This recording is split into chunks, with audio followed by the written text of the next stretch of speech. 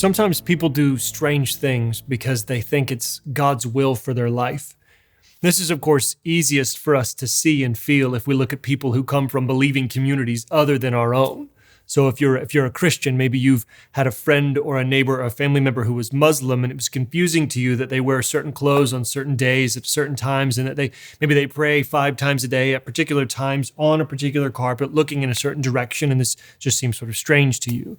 Maybe you have friends who are Jehovah's Witnesses and they don't celebrate birthdays or holidays, and they do go to the doors of random strangers talking about what they believe and handing out various information. And maybe closer to home, you look at groups that would claim to be just sort of normal Bible-believing Christians, and they believe that they're actually supposed to go to street corners or college campuses and hold up signs with messages of judgment and in some cases even hate. And it just seems strange from the outside looking in. And on the other hand, there's times when people do some strange things because they don't know what God wants them to do. And, you have a decision to make, and perhaps this has been you. It's sort of the cliche, you look out the window and there are the stars, and you say to the Lord, all right, Lord, there's a corner of the window, and here's this square box, and if you send a shooting star through that square box between now and the time I count to 30, then I will know you want me to go to this school or date this girl or jump into this career or make this decision.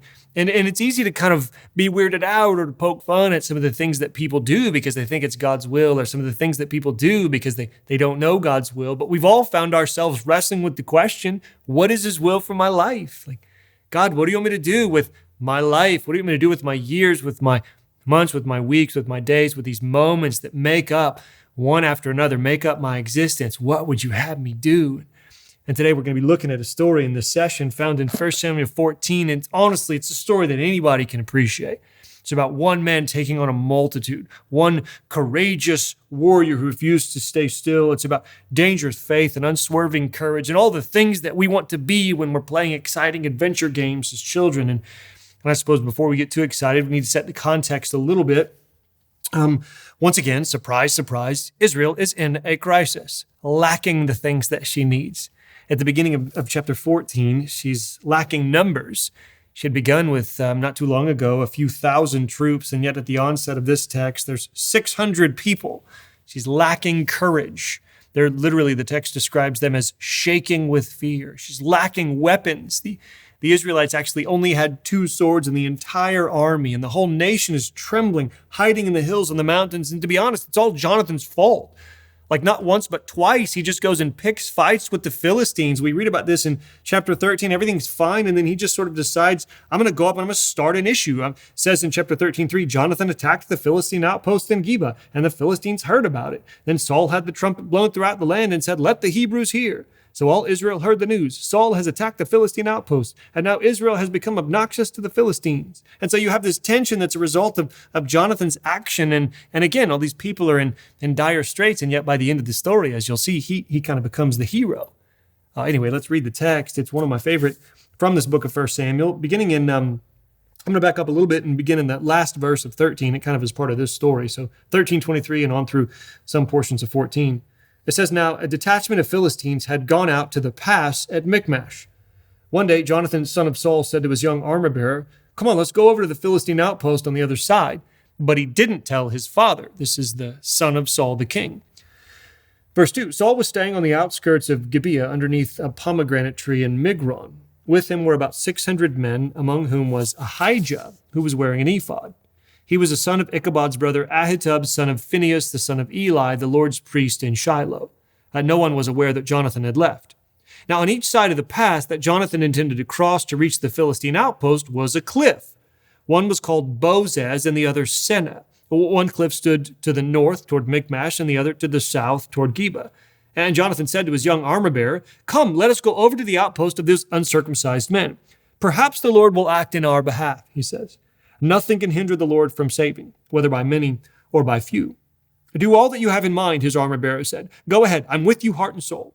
So Jonathan said, come on then, we'll cross over toward them and let them see us. If they say to us, wait there until we come to you, then we'll stay where we are and we won't go up to them. But if they say, come up to us, then we will climb up, because that will be our sign that the Lord has given them into our hands. So both of them showed themselves to the Philistine outpost. Look, said the Philistines, the Hebrews are crawling out of the holes they were hiding in. The men of the outpost shouted to Jonathan and his armor-bearer, "Come on up here and we'll teach you a lesson." So Jonathan said to his armor-bearer, "Climb up after me. The Lord has given them into the hand of Israel." And Jonathan climbed up, using his hands and feet, with his armor-bearer right behind him. The Philistines fell before Jonathan, and his armor-bearer followed and killed behind him. And in that first attack, Jonathan and his armor-bearer killed some 20 men in an area of about half an acre. And what happens next is that panic strikes the whole army, it says, those in the camp in the field and those in the outposts and raiding parties, and the ground shook. It was a panic sent by God. And then Saul and his men realized that there's a fight, so they move forward, and all the Philistines essentially begin shaking in their boots, and there's this mass chaos, and I want to read verse 22 to close it off. When all the Israelites who had hidden in the hill country of Ephraim heard that the Philistines were on the run, they joined the battle in hot pursuit. So on that day the Lord saved Israel, and the battle moved on beyond Beth-aven. We've been reading 1 Samuel for a while now, and so far we've noticed that there's lots that we can learn as worshipers of God, as followers of Jesus about this book. And in particular, there's been quite a few lessons that we've seen when it comes to leadership. And of course, the primary leader who's been presented for us as an example of good leadership is Samuel. And one of his key strengths is that he had a tendency to wait for God to direct him before he acted. I mean, unlike Saul, this is something that characterizes Samuel, that he'll wait and he'll listen and he'll hear. And when the Lord says to go, he goes. And I don't know if it's because of my temperament or the books I've read or the students I teach, but for some reason it's this sort of patient, careful side of working with God, of serving God that I feel a little bit more comfortable with than just sort of going for it. Like I get nervous when people act hastily in the name of Christ. And in my teaching, I try to be very careful that I don't overpromise or call for the type of reckless behavior that actually God isn't interested in blessing. So in certain ways, this text is kind of a stretch for me. Here you have Jonathan, this soldier who receives no message from God, no prophetic utterance, no call to speak or act, and yet he repeatedly does just that. He goes, he acts, he moves, he progresses. Not just once, but twice in the narrative. Jonathan, I guess, just decides it's time to go, and so he goes and he picks a fight with the enemy, with the Philistines. And there's a part of me that can't help ask the questions, like, how is this good? Since when is it right to move without God's direction? Since when is it right to just go and pick a fight for God? I mean, part of the problem with Saul, even up to this point in the story, has been a refusal to wait. He looks around and he surveys the situation and he moves and he gets in trouble for this. And so it seems very strange that Saul is in trouble for acting hastily. And yet here this text commends Jonathan, who takes it upon himself to instigate trouble with the enemy. And it commends him as having the stuff of a hero, a man of courage, a man of faith. And it is true that throughout this small section of 1 Samuel, there's this growing contrast that you see between Saul, the father, the king, and Jonathan, his son. And here the contrast is their responses to Yahweh in a military context. And you maybe have noted that chapter 14, this story, falls in between 13 and 15. And chapter 13 is the time when Saul didn't wait as he was told by Samuel. And so we read that he actually has been rejected as the king because of his direct disobedience. It wasn't just arbitrary. He didn't do what the prophet told him. And then on the other side of the story in chapter 15, he's going to do it again. Like he's told to destroy the Amalekites, but he only does it partially. And so God sends Samuel and he calls Saul and he essentially says, like, you did it again. Like again, the kingdom is going to be ripped away from you because of this. And so we have these surrounding contexts where Saul is presented as being a terrible king, unfit for the job. And in the middle, we have Jonathan, chapter 14. And I think part of what the author is telling us is that while Jonathan will never be a king because of his father's sin, man, he would have made a good one. And what we see when we look closely at Jonathan is that sometimes faith means risking it all. Not for what we know God will do, but for what God might do. That's 1 Samuel 14. It's funny when you think about Jonathan as a warrior. So I don't know if you remember, many of you will, years ago, 7-Up, the soda company, decided to have this marketing campaign where they presented themselves as the Uncola.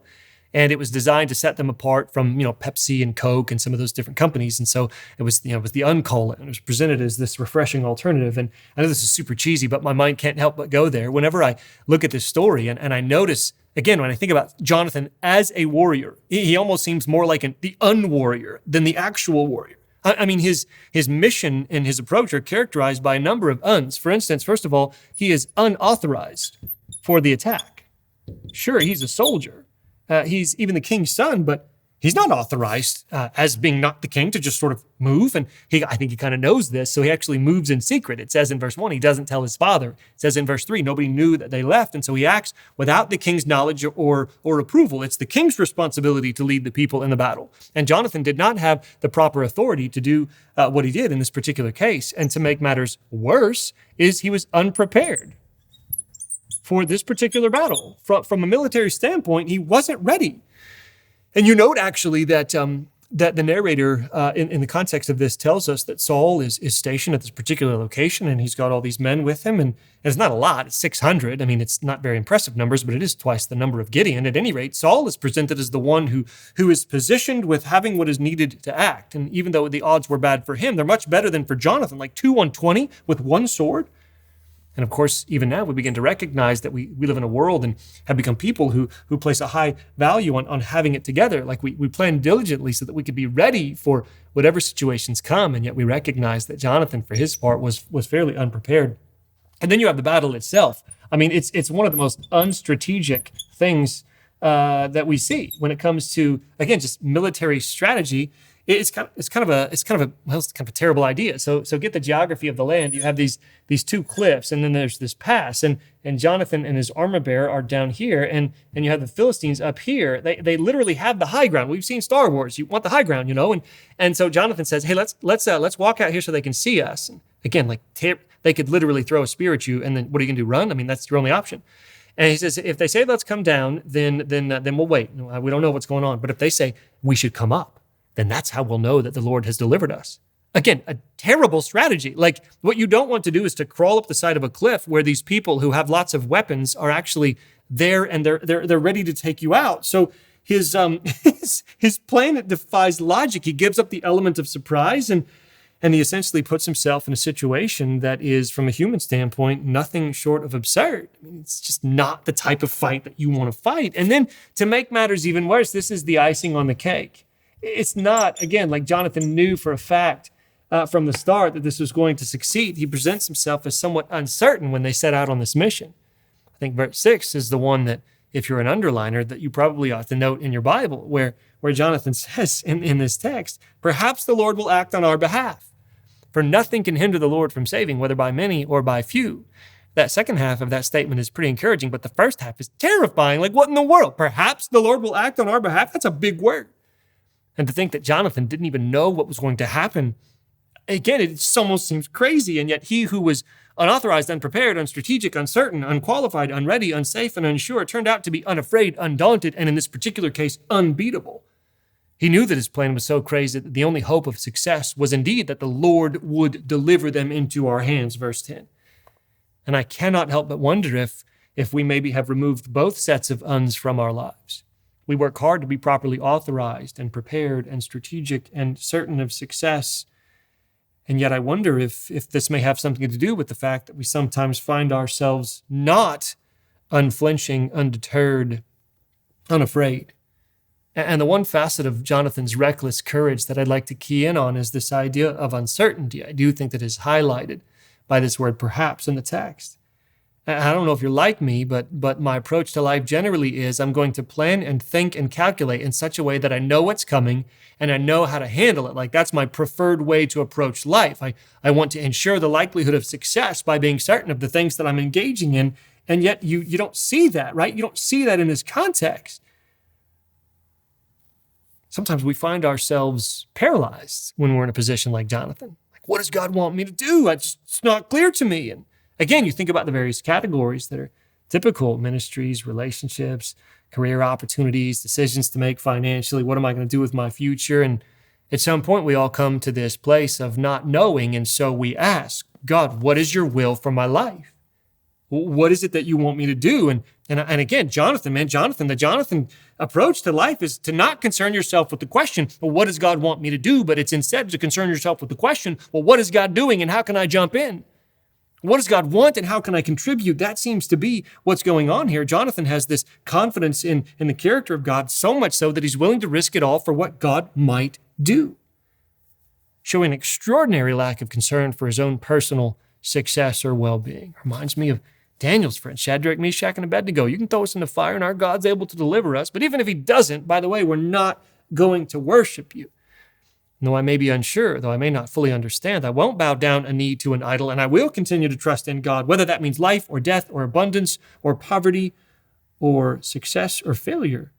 I'm not going to get in the way of God's plan by failing to step forward on his behalf. And so, having acknowledged all of the things that Jonathan does know, I think it's important to notice what he does know.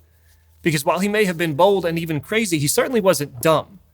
There are two things that are critical for us to see that he knew, and we might characterize those in fairly simple ways. He knew God's purpose or plan. He knew what God was up to in the world at the time. He knew that God's purpose was to separate out a people, Israel, and to protect her from those around her so that she might live in a unique way, worshiping God, so that she might bear God's blessing to the world. And even if he didn't understand all of what this involved, he knew what God was doing in the world. He had heard the promise back in chapter 7 that if Israel will turn to the Lord with all their hearts, then he will deliver them from the Philistines. That's what God wants to do, to deliver the people from the Philistines. And what's more, he not only knew God's purpose, he knew God's power. He knew what God was up to, and he knew what God was capable of. He says, nothing can hinder the Lord from saving, whether by many or by few. I love that word hinder. The Hebrew word for hinder actually means hinder, like restrain, hold back, keep from something. Nothing can hinder the Lord's power from saving, whether by many or by few. You need to see that this story is not about the blind, optimistic idealism of a youthful warrior. It's about a settled, courageous faith of a man who knows God. That's the issue. Whether or not this would be the moment that God would act, Jonathan wasn't sure about, but he knew the answers to two questions. Who is God and what does he want to accomplish? We know the answers to those questions. We know that God right now is drawing all people to himself through Jesus, and that we honor him when we contribute in our own unique ways to that particular mission. We know that what God is doing, and we know what God is capable of. He has demonstrated it by raising Jesus from the dead. There should be no question for us that hinders us from being able to take the next step forward, but that's, I guess, the question. Is that enough? Are you willing to risk your reputation or your comfort or your happiness, your relationships, your free time, maybe even your very life for what God might do? William Carey was a famous missionary, and he's a wonderful, wonderful man, and he once said that you should expect great things from God and attempt great things for God. I think that's good, that's true, but I wonder if Jonathan would amend the statement and he would say instead something like this: expect nothing from God, but still attempt great things for him. Because he's the one in control, and he just invites, he just calls you to move. We talked earlier about the goofiness of what some people attribute to God's will, but let's again recognize that equally dumbfounding is what we fail to do, the good that's right in front of us that we fail to do because we're sitting around asking the question, what is God's will? While missing the things that he places right in front of us that we would know to do if we just paused and paid attention to what we think we understand, like what is God doing in the world and who is he? I love to come back to something that Dallas Willard, and probably others taught it too, but he used to talk about it all the time. I love how he defined belief or believing in something. He said to believe in something is to act as if it's true. You could say that you believe, but if your life doesn't demonstrate the truth of a statement, then you have to wonder if you really believe what you're saying that you believe. And so, I think about the central statement of this text one more time. No one can hinder the Lord from saving, whether by many or by few. Do you believe this? Because if you do, then moving forward with unshakable faith, even in the absence of the things that we might otherwise require, it makes sense. Perhaps the Lord will act on our behalf. And how many stories have we heard about God doing just that? God doing remarkable things through ordinary people who just joined their small efforts to the resources of God, and then voila, the world has changed. And yet it's so much easier to intellectually assent to this idea, to agree with this idea. And yet this isn't an idea that calls for an agreement alone. This isn't a quiz or a test. This is an idea that calls for action. The proper response to the story is not just to say, yep, yes, indeed. It is to move, to do something. And leaders take note that when Jonathan moved, the people of Israel moved with him. I think that God is looking for men and women with ears that are listening and hearts that are willing, and in some cases, hands and feet that are already on the go. And when you do go, when you do step out in reckless, bold, courageous, dangerous faith, will God act powerfully on your behalf? Well, he might. He might.